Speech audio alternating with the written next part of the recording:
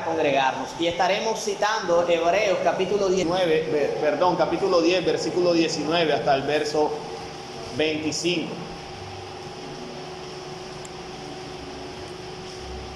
¿Todos lo tenemos? Leo para ustedes la palabra de nuestro Dios, que dice de la siguiente manera.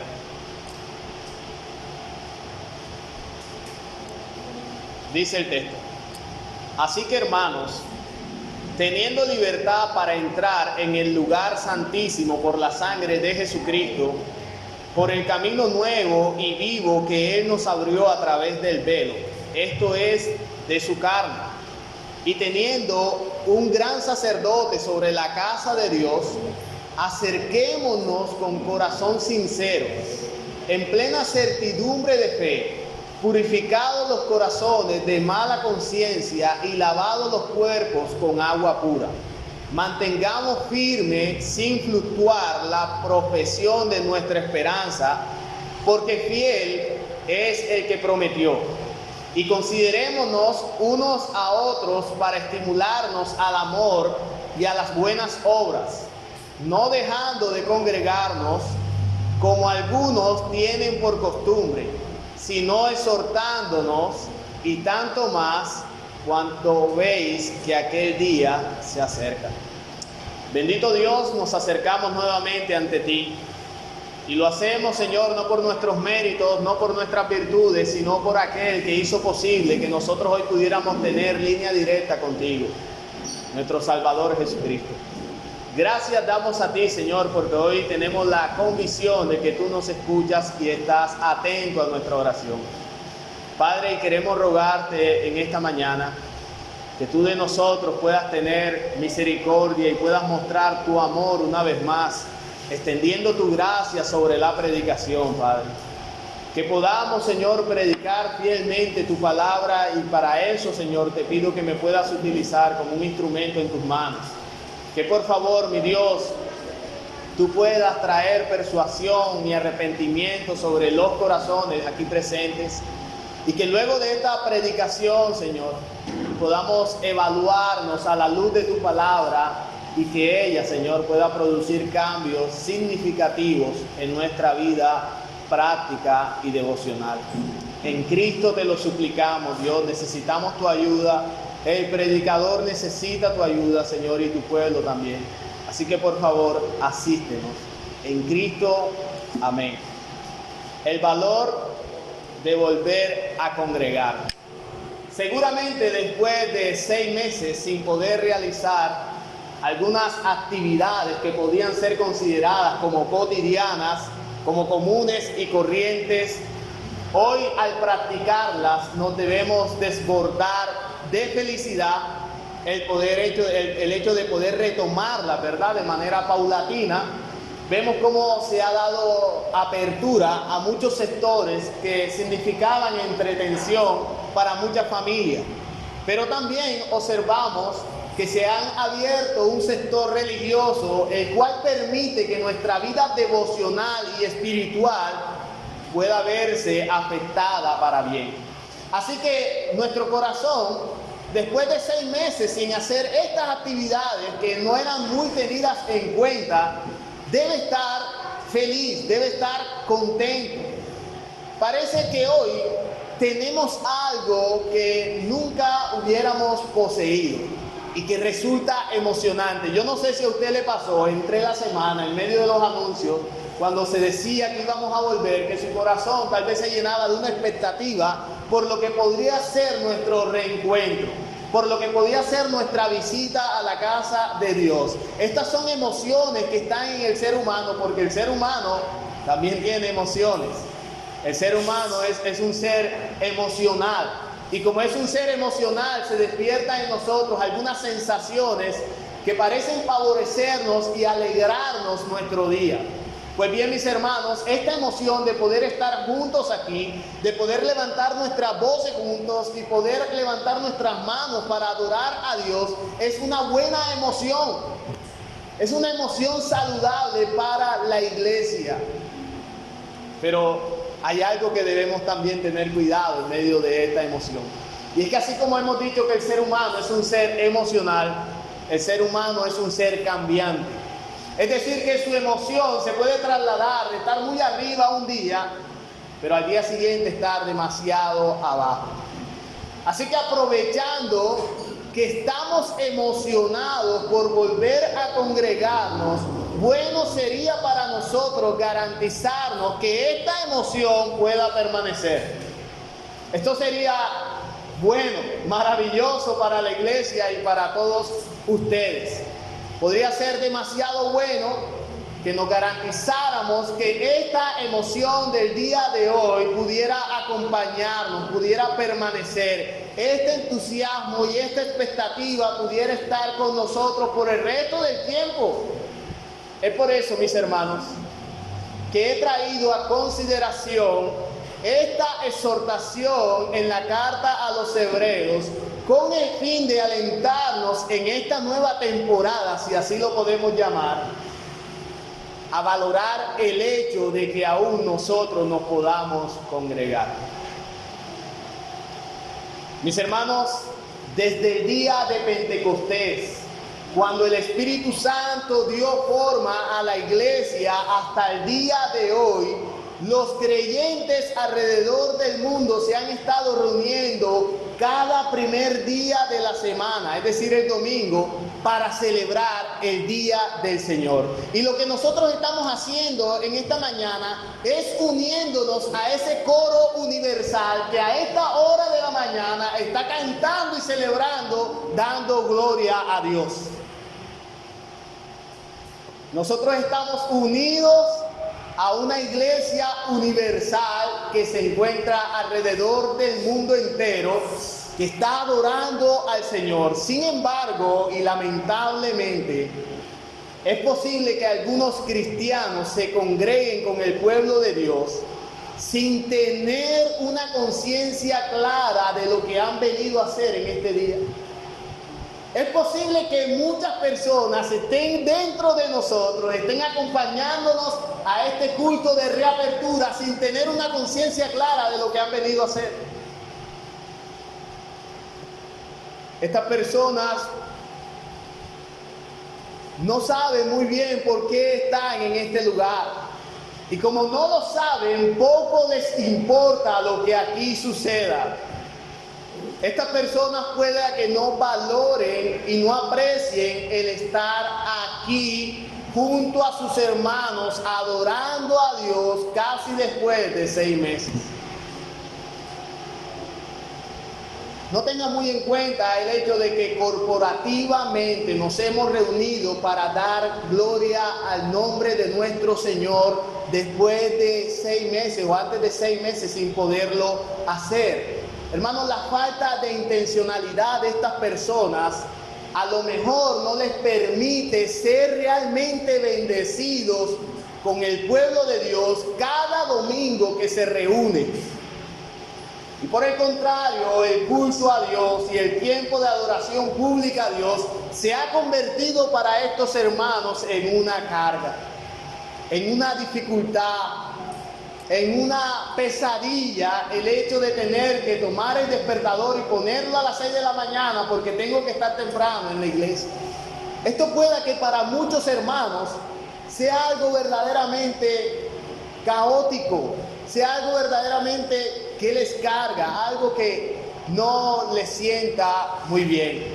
Lo cierto, hermano, es que para el cristiano congregarse debe ser un evento de vital importancia y una enorme bendición. Esta es una declaración absoluta. Congregarse para un cristiano debe ser un evento de vital importancia y una enorme bendición. Y en este texto el autor bíblico intenta comunicarnos con esta exhortación la idea de que el cristiano debe permanecer leal a Dios en su servicio. Esto es lo que el autor bíblico trata de comunicarnos en estos versos de la carta a los Hebreos. Debemos ser leales a Dios, entendiendo que congregarnos es un privilegio. Es un privilegio, hermanos. Las implicaciones que tenemos hoy para congregarnos de verdad que son algo que a veces nos bloquean, que a veces nos detienen, que a veces nos colocan en stand-by. Pero hablaba con un hermano en medio de la elaboración del protocolo y le decía, puede que muchas personas el domingo de la congregación, el día del Señor, estén más pendientes al uso del tapaboca que al tiempo de adoración al Señor. Es cierto que nosotros venimos aquí con unas medidas y un protocolo de bioseguridad, pero no ha sido ese el objetivo por el cual estamos convocados. Nosotros estamos en este lugar para adorar juntos el nombre del Señor. Ese es uno de los motivos que nos reúne aquí. Y debemos entender que esto es un privilegio. Es realmente un privilegio. Y saben que yo pienso que el tiempo de cuarentena y de pandemia es un tiempo de disciplina a la iglesia, porque la iglesia ha visto el hecho de congregarse como algo cotidiano, común y corriente. Pero pasaron 6 meses sin que esto que hoy está pasando pudiera acontecer. Y a lo mejor hubo en muchos corazones tristeza de no poder estar. A lo mejor existió mucho pesar sobre hermanos que desean con todo su corazón poder estar reunidos. A lo mejor eso sucedió. Y esto pasa cuando nosotros entendemos que esto es un privilegio. Un privilegio, hermanos. Congregarnos es un privilegio. Y el autor bíblico trata de manifestárnoslo muy bien. Hay 2 cosas que el autor aquí se plantea decir. Primero, que congregarnos es un privilegio. Y segundo, que este privilegio tiene implicaciones o responsabilidades. Estas serán las 2 cosas que nosotros hoy estaremos considerando. Pero antes, mis hermanos, permítame colocarlo en contexto. La carta a los hebreos, de quien desconocemos su autoría, aunque algunos la adjudican al apóstol Pablo, pero en realidad no se conoce quién es su autor. Es lo primero que usted debe tener en cuenta cuando va a Hebreos, porque a muchos nos traiciona el subconsciente y entonces decimos el apóstol Pablo, pero no tenemos en realidad la autoría de esta carta a los hebreos. Lo que sí se dice es que fue una carta dirigida a un grupo de judíos profesantes de la fe cristiana que estaban siendo presionados por causa de su fe, con el objetivo de llevarlos a renunciar a ella, es decir, a su fe, y traerlos de vuelta al judaísmo.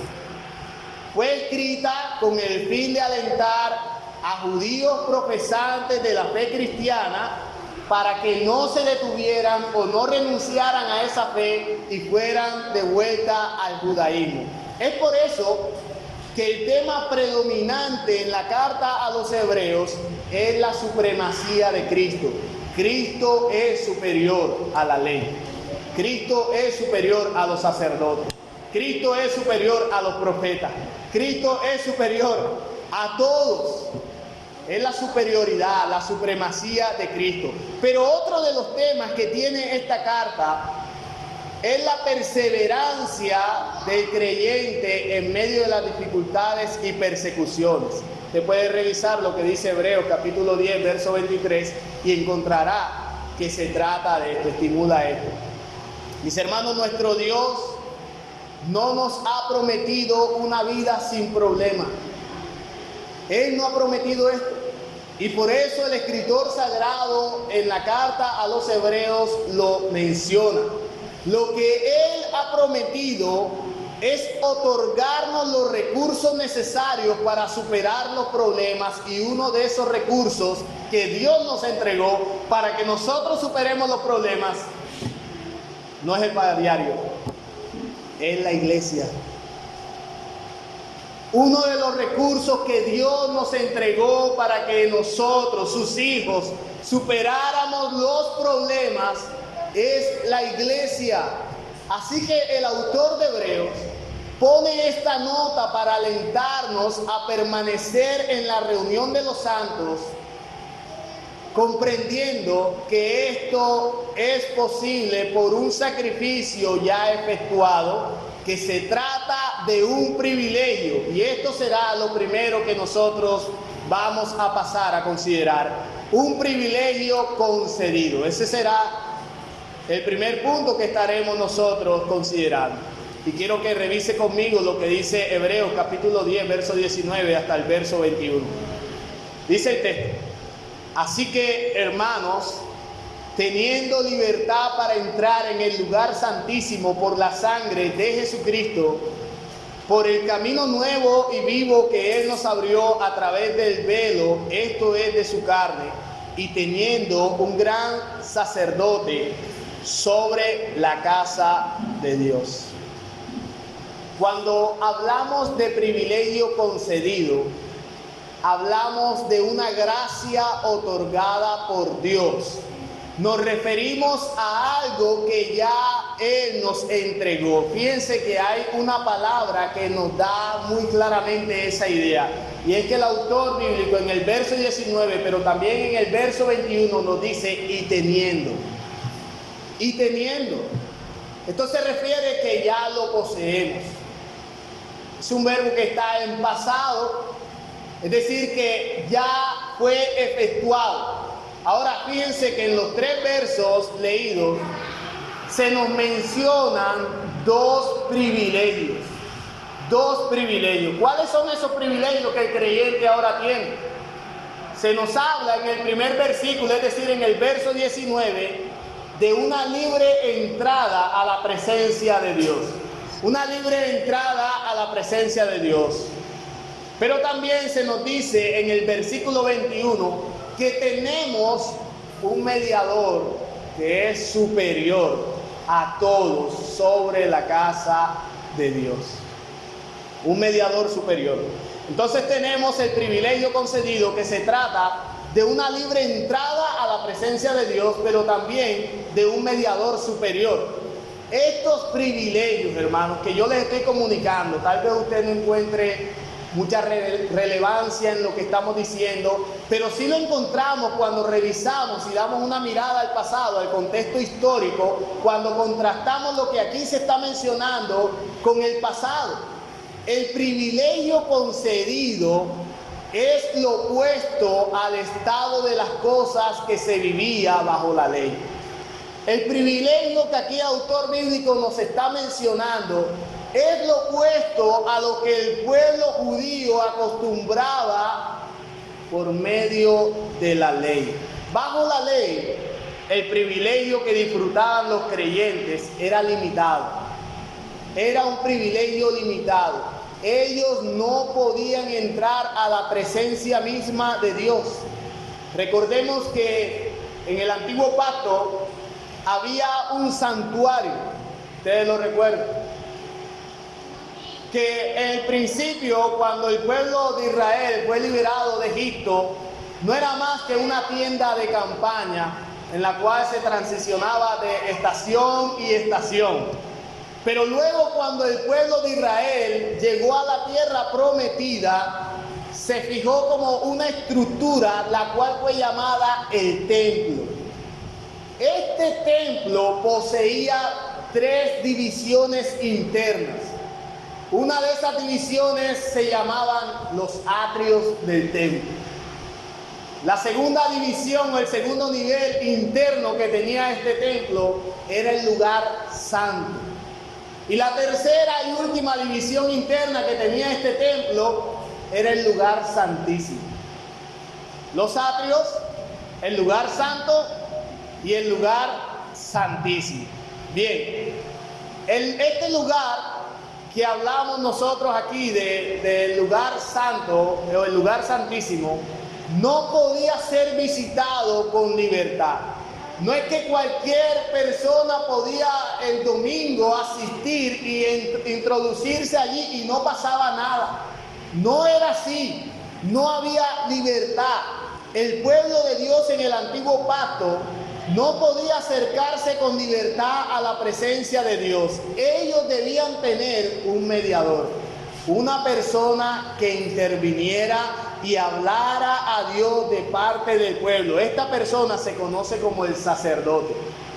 El sacerdote tenía el oficio o la función de hablar a Dios de parte del pueblo. Este sacerdote tenía entrada al lugar santo. Pero dentro de los sacerdotes había un sumo sacerdote, el cual tenía la posibilidad de entrar o de ir un nivel más adentro, y ese era al lugar santísimo. Ahora, para que estos sacerdotes pudieran acceder a estos lugares, ellos debían cumplir con ciertos requisitos. Debían cumplir con un rito de purificación. Y además debían amarrarse una soga a su cadera o a su cintura, colocarse una campanilla en el tobillo, en su pie, y cuando la campanilla dejaba de sonar, significaba que ese sacerdote había muerto. Las personas que estaban en el atrio lo jalaban, lo empujaban afuera y entonces lo sepultaban. La presencia de Dios al pueblo de Israel era una presencia santa. Y como era santo, estos hombres no podían tener ninguna clase de impurificación. Por eso ellos debían cumplir con este rito, con esta purificación. Así que entendemos entonces que ir a la presencia de Dios estaba restringido para el pueblo. Solo el sumo sacerdote, si se encontraba bien, podía acceder a ella. Y esto lo podía hacer solo una vez al año. Año tras año, el sumo sacerdote iba a la presencia de Dios, al lugar santísimo, y para presentarse al lugar santísimo debía ir con un sacrificio, con un holocausto, con sangre. Bien, mis hermanos, al nosotros entender esto, al nosotros comprender la forma como el pueblo judío se acercaba a la presencia de Dios, y ahora leer lo que aquí el autor sagrado nos está diciendo en el versículo 19, nosotros entendemos que sí se trata de un privilegio. Así que, hermanos, teniendo libertad para entrar en el lugar santísimo por la sangre de Jesucristo, lo que el autor sagrado está diciendo es que nosotros tenemos carta blanca, tenemos pase libre para poder acceder a la siguiente dimensión. Ahora, esto que estoy diciendo no es chocante para ustedes, pero sí lo fue para los judíos. Esto que estoy diciendo no es chocante para nosotros, pero sí lo fue para aquellos que estaban en el judaísmo, porque eran personas acostumbradas a los rituales, eran personas apegadas a la costumbre, y esta declaración era entonces una declaración ofensiva y escandalosa. Tiene libertad para entrar al lugar, no al lugar santo, no a los atrios, sino al lugar santísimo. Pero, ¿cuál es la causa por la que nosotros podemos entrar a ese lugar santísimo? La causa es por la sangre de Jesucristo. Por la muerte de nuestro Señor Jesucristo, nosotros tenemos entrada a su presencia. Es así como cada uno de ustedes, hermanos, puede orar y comunicarse con su Dios, entendiendo que Dios le está escuchando, porque hay un mediador, y ese mediador no es el pastor, no es el profeta de turno. Ese mediador es Jesucristo, nuestro Señor. Es Cristo quien hizo posible que nosotros pudiéramos tener acceso a la presencia de Dios. Es así como entendemos esta ilustración del privilegio, del precioso privilegio que ellos estaban disfrutando, que ahora gozaban de una libertad inigualable para entrar en la presencia misma de Dios. Mis hermanos, tenemos libre acceso a su presencia, y esto por la sangre de Cristo que fue derramada para beneficiarnos, otorgándonos salvación, pero también reconciliación. Así que ya no somos enemigos de Dios, ya no estamos de pelea con Dios, ahora somos sus hijos, Somos sus siervos, somos sus amigos. Cristo nos ha dado entrada directa a la presencia de Dios. Este mediador, este gran sumo sacerdote es superior a todos y a todos los elementos del antiguo pacto. Qué gran privilegio el que se nos ha concedido.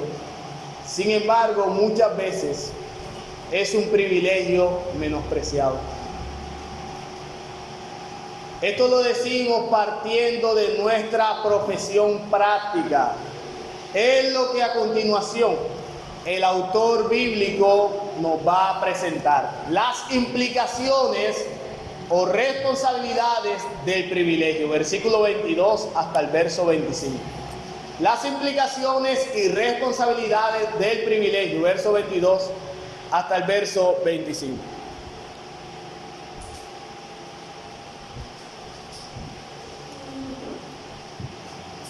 Dice el texto: acerquémonos con corazón sincero, en plena certidumbre de fe, purificados los corazones de mala conciencia y lavados los cuerpos con agua pura. Mantengámonos firmes sin fluctuar la profesión de nuestra esperanza, porque fiel es el que prometió. Y considerémonos unos a otros para estimularnos al amor y a las buenas obras, no dejando de congregarnos como algunos tienen por costumbre, sino exhortándonos, y tanto más cuando veis que aquel día se acerca.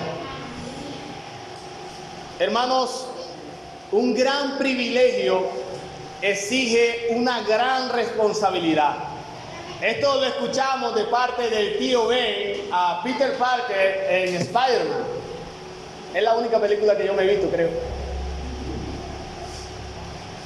Pero también lo escuchamos en las palabras de Jesús en los evangelios, en Lucas capítulo 12, versículo 48, donde dice que al que se le ha entregado más se le demandará más. Un gran privilegio exige una gran responsabilidad. Ya entendemos que tenemos un privilegio, ¿verdad? Libre entrada a la presencia de Dios. Bueno, quédese allí. Usted tiene ese gran privilegio. Usted puede orar hoy sin matar ni un perro. Puede orar hoy sin necesidad de tener un sacrificio en su casa, de preparar un holocausto. Usted puede acercarse al Señor. Este privilegio de parte de Cristo. Pero este privilegio tiene una implicación, o tiene implicaciones, tiene responsabilidades. Y estas responsabilidades son las que a continuación nosotros vamos a observar. Los creyentes hemos recibido este privilegio. Hebreos ha mostrado a Jesús como superior a los ángeles, superior a Moisés, superior a todos los sacerdotes levitas, mediador de un mejor pacto, quien intercede por nosotros, quien abrió el camino para acercarnos a Dios. Y no solo esto, sino que también es nuestro abogado delante de Dios, un abogado defensor.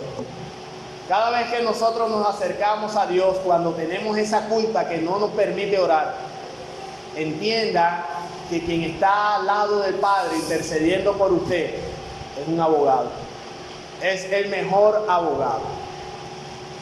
Esto es un privilegio. Este es el privilegio y tendríamos que ser unos insensibles espirituales para que esto no genere nada en nosotros.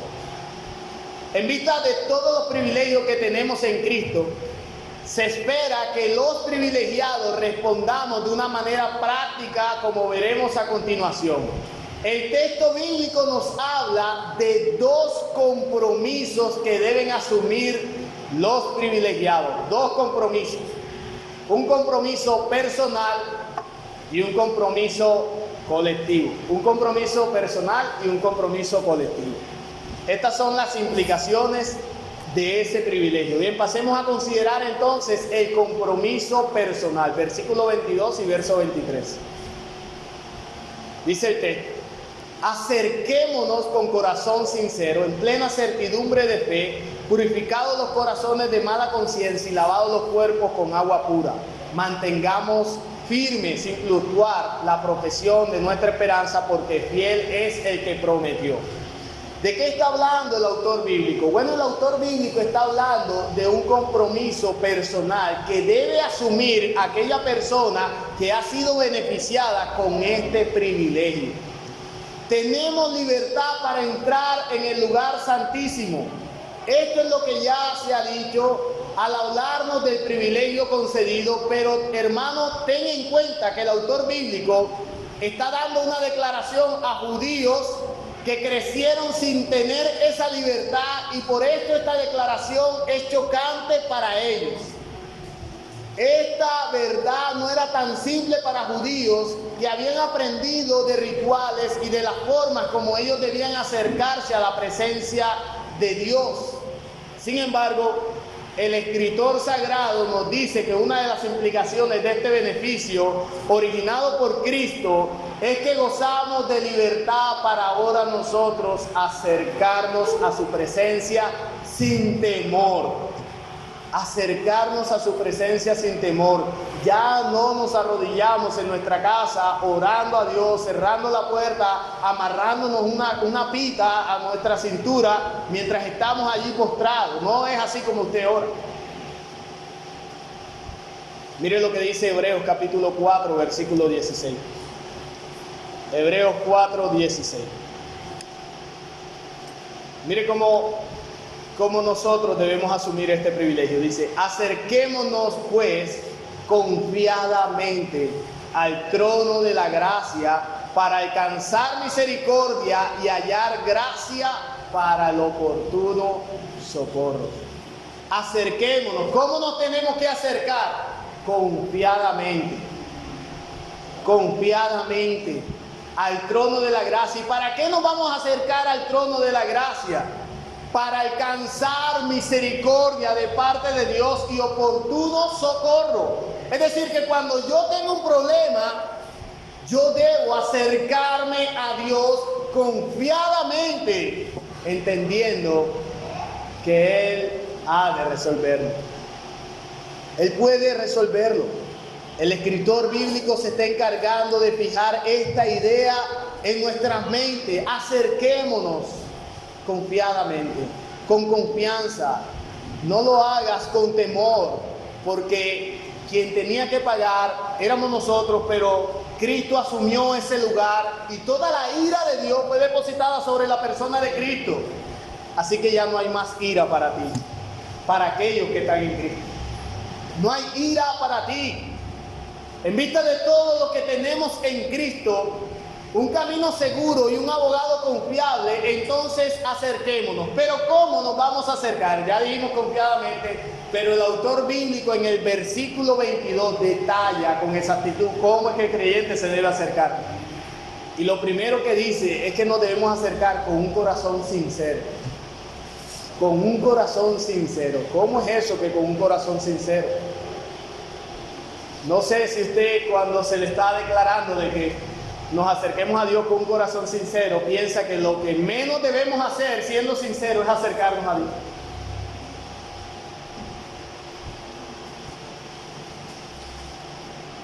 Lo que menos debemos hacer, siendo sinceros, pastor, es acercarme a Dios. Usted no sabe cómo yo vivo mi día. Yo salgo de mi casa y antes en la mañana ya estoy peleando con mi esposa. Le he pegado con la correa a mi hijo. Salí en la moto y le grité al motocarro. Llegué a la empresa y le grité a mi jefe. Y regresé a la casa y no había comida. Imagínense lo que eso puede significar y representar para mí. Y para remate, para colmo, tengo que orar porque me están pidiendo que ore. Mi familia, si no me ve arrodillado, me va a cuestionar. Así que tuve todo ese mal día. Para remate, tengo que orar, tengo que acercarme a Dios sin quererlo hacer. El autor bíblico nos dice que nos acerquemos con corazón sincero. Y yo estoy identificando que lo que menos debo hacer es acercarme a Dios. Pero ¿sabes algo, hermano? La sinceridad no es una conexión entre lo que hago y lo que siento. La sinceridad no es una conexión entre lo que hago y lo que siento. La sinceridad es una conexión entre lo que hago y lo que creo. Esto es lo que marca la diferencia de acercarme con sinceridad a Dios. No te acercas a Dios siendo sincero por lo que sientes. Si fuera así, a lo mejor ni estuvieras en la iglesia. Vienes a la iglesia muchas veces no por lo que sientes. Vienes a la iglesia por lo que crees. ¿Y qué es lo que creemos, pastor? Esta es la segunda razón o la segunda forma de cómo debemos acercarnos. En plena certidumbre de fe, con corazón sincero y batallito de la mano. En plena certidumbre de fe. A lo mejor después de pecar, es difícil acercarme a Dios con confianza, pero es importante decirnos en medio de nuestra falta y en ese fatídico estado que genera la culpa, que lo que sentimos no cambia en nada lo que Jesús ha efectuado por nosotros en la cruz del Calvario. Lo que tú sientas después de pecar, y yo no estoy invitando a nadie a pecar, pero lo que tú sientes después de pecar, ese sentimiento de culpa, que está bien que lo sientas. Recuerda que Pedro, cuando negó al Señor, ¿qué hizo? ¿Fue a celebrarlo? Lloró amargamente. Es decir, que cuando nosotros fallamos a Dios, hay algo que nos sobrecoge. Y está muy bien que lo sintamos, pero eso que nos sobrecoge nos lleva a hacer lo que hizo Pedro. Pedro no fue a predicar inmediatamente. ¿Para dónde se fue Pedro? Se fue a pescar. Fue a hacer lo que hacía anteriormente. Cuando tú fallas, lo que menos quieres hacer es orar. Porque hay un sentimiento de culpa que te sobrecoge. Pero recuerda que la sinceridad no es una conexión entre lo que yo hago y lo que siento, sino en lo que yo hago y lo que creo. Y lo que yo creo, teniendo una certidumbre de fe, es que lo que yo he hecho no cambia en nada el amor que Cristo ha depositado por mí, porque su obra de redención no puede volverse a aplicar. Es por esta razón que nosotros como iglesia local, mes a mes, cada primer día de la semana, venimos a este lugar, ilustramos el Evangelio por medio de la cena. Y entonces tomamos la cena, pero no la tomamos por cómo nos sentimos. La tomamos por lo que nosotros creemos. Es por lo que creo que ahora yo puedo tener esta certidumbre de fe de que Cristo ha muerto por mis pecados y he sido justificado delante de Dios, no solo por mis pecados del pasado, no solo por mis pecados del presente, sino por mis pecados del futuro.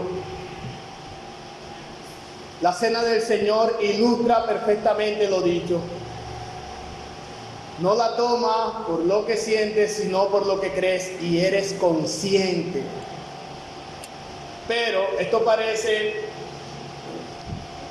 cambiarnos un poco el panorama, porque parece que se nos estuviera diciendo como que bueno, está bien que falles, pero acércate a Dios, no te preocupes, Dios está ahí perdonándote. Pero también el autor bíblico nos dice en el versículo 22 que debemos mantener la profesión de nuestra esperanza. Mantener la profesión de nuestra esperanza. Y esto no se trata únicamente de nuestra profesión verbal o de mi confianza a las promesas del Señor. Lo que el autor está señalando es que esa fe que brota es una fe que brota y da fruto aún en medio de la opresión. Es una fe que no se puede esconder. Es una fe que no es una dicotomía entre lo que yo profeso con mis labios y lo que hago en mi vida práctica. Es decir, que no hay división. Es una fe real, es una fe genuina, es una fe que hay que mantener. Y hay que mantener a tal punto que pueda alumbrar al que está afuera. Hay que mantener a tal punto que el que esté afuera se interese de lo que nosotros somos, de lo que nosotros profesamos, de lo que nosotros confesamos. ¿Por qué? Por lo que ya hemos practicado. Entonces nos habla de cómo acercarnos a Dios. Con corazón sincero, en certidumbre de fe, pero manteniendo la profesión de nuestra esperanza. Así que, hermanos, a título personal, acerquémonos con corazón sincero, en plena certidumbre de fe, manteniendo la profesión de nuestra esperanza. Este es el compromiso personal, es la implicación de gozar de este privilegio. Pero así como la obra realizada por Cristo tiene una implicación personal y práctica en nuestra relación con el Padre, también este privilegio tiene una implicación colectiva en nuestra relación con nuestros hermanos, en nuestra relación con los demás. Y esta es el segundo compromiso o implicación que tenemos que analizar. Un compromiso colectivo con los demás. Ya miramos un compromiso personal, es decir, con nosotros mismos. Pero ahora el autor hace otra exhortación y señala que aquellos privilegiados tienen un compromiso con los demás. Versículos 24 y 25. Dice, y considerémonos unos a otros para estimularnos al amor y a las buenas obras, no dejando de congregarnos como algunos tienen por costumbre, sino exhortándonos, y tanto más cuanto veis que aquel día se acerca. De esta porción que hemos leído, lo que nos queda en mente es no dejemos de congregarnos como muchos tienen por costumbre y se nos olvidan otras cosas que aquí el autor bíblico está señalando, y yo quiero apuntarles allá. Claramente observamos que el autor pasa de aquellos compromisos personales a otros grupales. Él habla de considerar.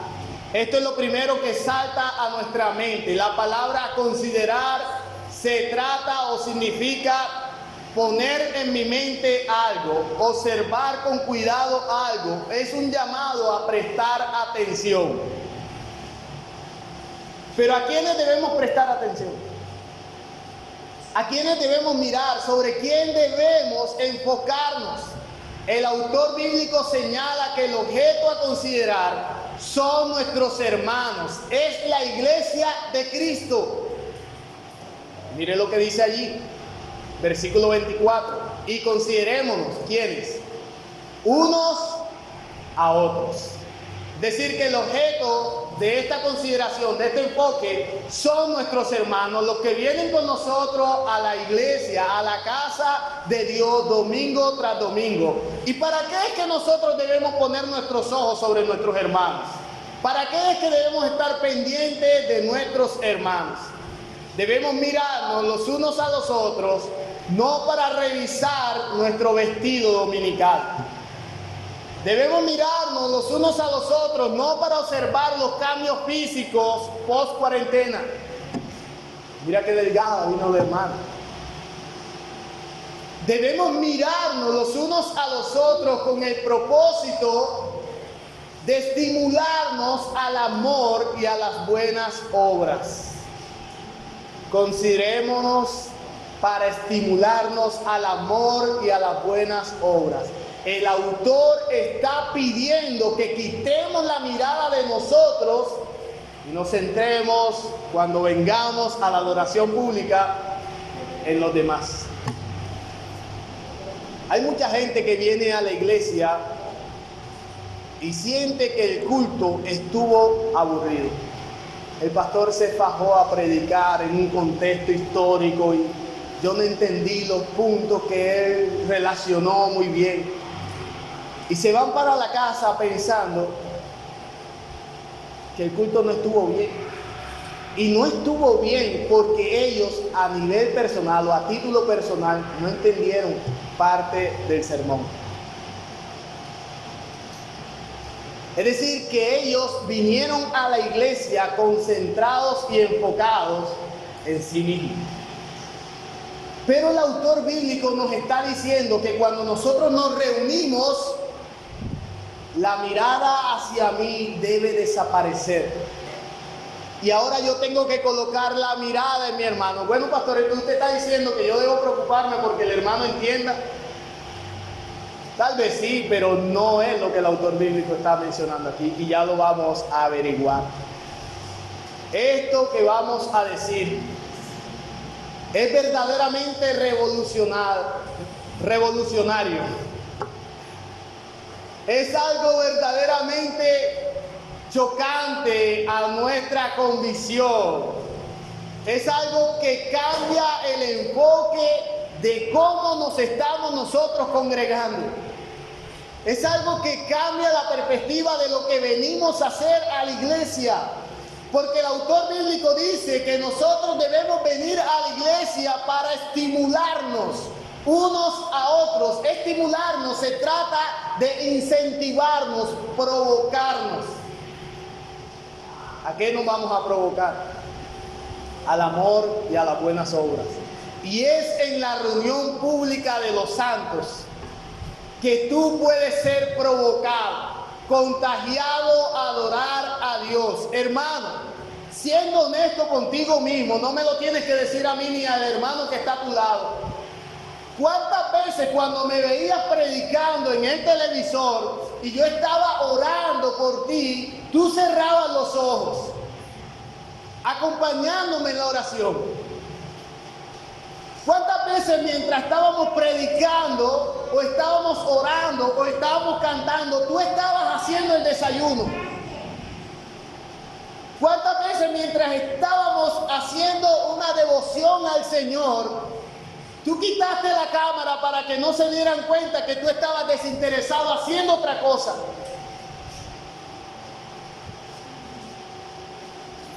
Es en la reunión pública de los santos que tú puedes ser provocado, contagiado a adorar a Dios, porque si te quedas en tu casa vas a terminar siendo un témpano de hielo. Eso tiene que ser honesto contigo mismo, no es necesario que me lo digas. Dios ha puesto a tus hermanos, al que tienes en presencia a tu lado, para que pueda contagiarte, porque es verdad que cuando el hermano está cantando, a mí también me dan ganas de cantar. Es verdad que cuando el hermano está orando, entonces yo también quiero orar. Es verdad que cuando el hermano está predicando, entonces yo también quiero predicar. Es verdad que cuando el hermano está sirviendo, entonces yo también quiero servir. Pero eso no pasa en la casa. Eso no pasa en la casa, eso no pasa en la cuarentena, eso no pasa aislado, eso pasa en la reunión pública. Así que el autor bíblico lo que está diciendo es que es necesario que nosotros vengamos a la reunión pública para ser provocados ¿a qué? A glorificar el nombre del Señor de manera integral. Tú puedes pensar que vienes a la iglesia a glorificar a Dios porque estás atento 1 hora escuchando su palabra, porque cantaste 10 minutos, pero eso no es el todo de la iglesia. Venimos a la iglesia no únicamente, escuche bien, no únicamente a adorar a Dios por medio de un tiempo litúrgico. Venimos a la iglesia no únicamente a adorar a Dios por medio de un tiempo litúrgico. Venimos a la iglesia a adorar a Dios a través del estímulo de amor en las relaciones unos con los otros. Así que cuando tú llegas a la iglesia y oramos para ser despedidos y tú te vas de inmediato sin compartir con tu hermano absolutamente nada, tú estás siendo un egoísta.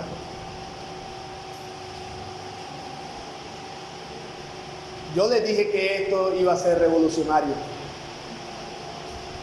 porque es la práctica que comúnmente nosotros acostumbrábamos a tener. Venimos tarde y nos queremos ir temprano. Hermano, esto no es un trabajo. Esto no es una cita odontológica o una cita en tu médico. Es la reunión con tus hermanos, con los santos del Señor. Es la reunión donde tienes la obligación de estimularlo al amor y a las buenas obras. Tú tienes una obligación. ¿Por qué tienes una obligación? Porque gozas de un gran privilegio. Ese privilegio de tener entrada libre a la presencia de Dios te condiciona. ¿A qué me condiciona? Bueno, me condiciona a nivel personal a acercarme a Dios, a tener una vida devocional, en la oración, en la lectura de la palabra, pero también me condiciona con los demás, a lo que yo debo provocar, debo incentivar, debo estimular al amor y a las buenas obras, teniendo en mente esto, mis hermanos. Busquemos maneras intencionales para que otros abunden también en amor y buenas obras. Busquémosla. En esta nueva temporada post-exilio, busquemos maneras intencionales de provocar a nuestros hermanos. Tómate este tiempo como un arrancar de cero. Tómate este tiempo, hermano, como una nueva oportunidad para provocar a tu hermano al amor, para provocar a tu hermano a las buenas obras. Tómate ese tiempo pasado como una reflexión y parte de aquí sentando un precedente. Provoca a tus hermanos al amor y a las buenas obras. No solo podemos venir aquí a cantar y escuchar su palabra. Algo más debe pasar cada vez que venimos a la adoración corporativa. La reunión en la iglesia es mucho más que un acto litúrgico. Es el evento donde pecadores lavados por la sangre de Cristo pueden experimentar estar unidos en Él a través del amor y las buenas razones de sus hermanos en la fe. La reunión en la iglesia es mucho más que un acto litúrgico. Es el evento donde pecadores lavados por la sangre de Cristo pueden experimentar que están unidos en Él. Es decir, que puedes experimentar que tú eres cristiano, que has sido lavado por su sangre, que has sido comprado por Él, que has sido sepultado en Él todos tus pecados. Es en este tiempo de adoración pública que esto sucede. Y esto, hermano, debe ser un tiempo emocionante. Yo me gocé con los que decían: a la casa del Señor iremos. Yo me gocé. Es esta emoción la que se despierta en tu corazón cuando el sábado va cerrando su etapa. Te gozas también cuando sabes que ya está pronto el domingo, el tiempo donde te encontrarás con tus hermanos. Pastor, yo me gozo. Y cuando vienes ese domingo, ¿qué haces? Esto debe cambiar, hermanos. El valor de volver a congregarnos. Yo estaba trabajando esta semana en esta prédica y estaba trabajando con 6 meses en mi cabeza atrás. Es decir, con todo este tiempo pensando y diciendo: esto debe cambiar. Y bueno ha sido Dios que nos ha dado la oportunidad de poder tener este texto enfrente, para que ese texto nos pueda ayudar a pensar cómo nos estamos congregando. Ahora, para que esto suceda, ¿qué debemos hacer? Versículo 25.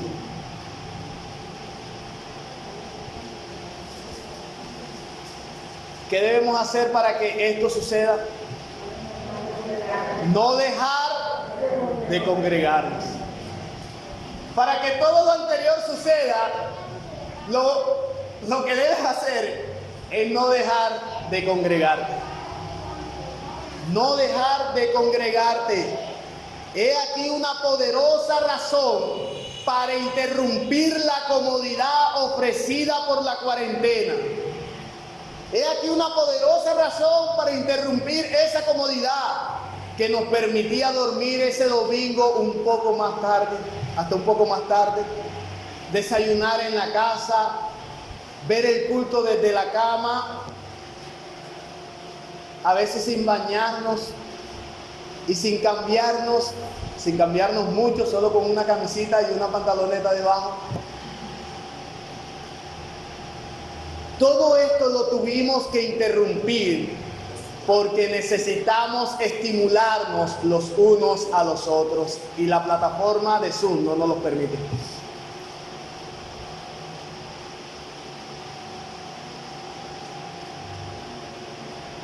Necesitamos estimularnos los unos a los otros y esto también incluye al pastor. Ustedes no saben lo triste y difícil que era venir a este recinto los viernes, jueves y emocionarte solo. Predicar intentando visualizar rostros de hermanos que no estaban. Ustedes no saben lo duro que fue en los 6 meses sin poder visualizar personas al frente, igualito desgastarte para que ellos pudieran recibir un alimento. El pastor también recibe el estímulo a través de que tú te congregas, porque ha existido un trabajo que es un trabajo escondido, semana tras semana, preparando un sermón, hora tras hora, luchando con esto. El Señor del aire, ayer el hermano estaba aquí presente y entonces el aire salió cuando ya lo teníamos todo montado, tenía una polilla el aire. Y entonces yo llamé a Yesí en la moto y le dije: mi hermano, ves allá al fondo en el manantial, hay un señor que vive en una casa, cómprale medio metrico de tubo 3 octavos.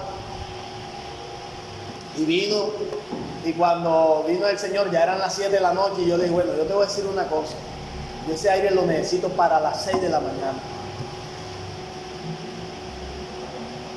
Y yo a las 5:45 le llamé por teléfono: cuéntame, Blanco, ¿ya probaste el aire?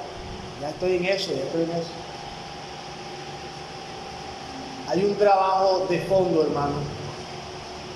Y ese trabajo necesita ser estimulado. Y ese estímulo lo recibimos cada vez que tú te congregas. Cada vez que tú te interesas por lo que otros hermanos han hecho para ti, para brindarte todo este servicio. Tú no vienes aquí para que el pastor te estimule a ti. El pastor también necesita recibir el estímulo que tú necesitas. Somos estimulados por la palabra de Dios, por el Espíritu Santo. Pero necesitamos estimularnos los unos con los otros. Unos con los otros. Todos necesitamos de ese amor. Todos necesitamos de esa atención. Todos nos necesitamos los unos a los otros. Debemos venir, hermano, a tener comunión con Dios y con su pueblo, al cual vamos a estimular, lo vamos a exhortar al amor y a las buenas obras.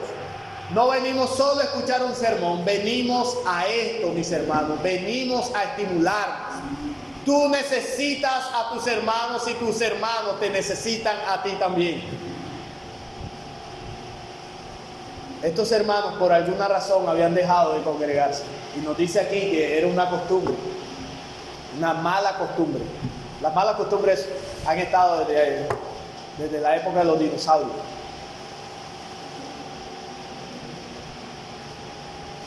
Habían creado un hábito de no congregarse. Ahora, las razones por las cuales estos hermanos no se congregaban no eran las mismas que las nuestras. Nosotros no nos congregamos porque existía una emergencia sanitaria que nos impedía poder venir. ¿Se ha ido la emergencia sanitaria? No. ¿Ha existido vacuna? Pero atendimos al llamado de las autoridades. Atendimos ese llamado.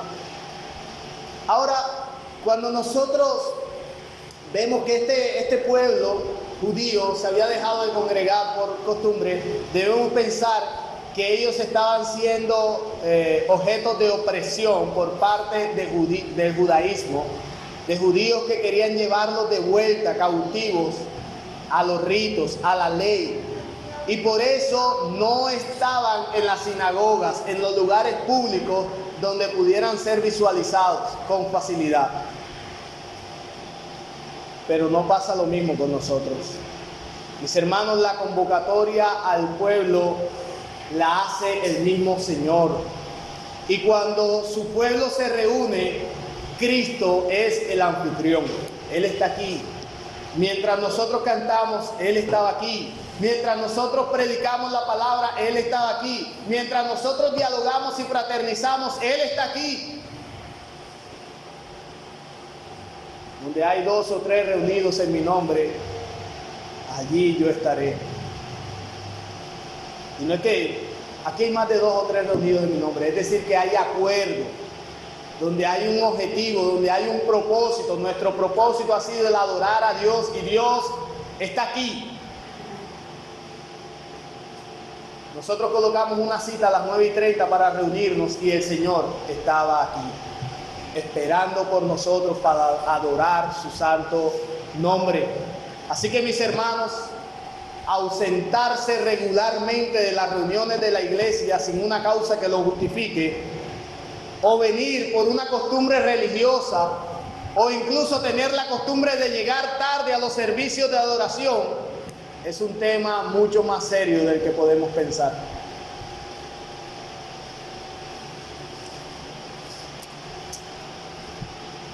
No dejando de congregarnos como algunos tienen por costumbre, sino exhortándonos, y tanto más cuando veis que aquel día se acerca.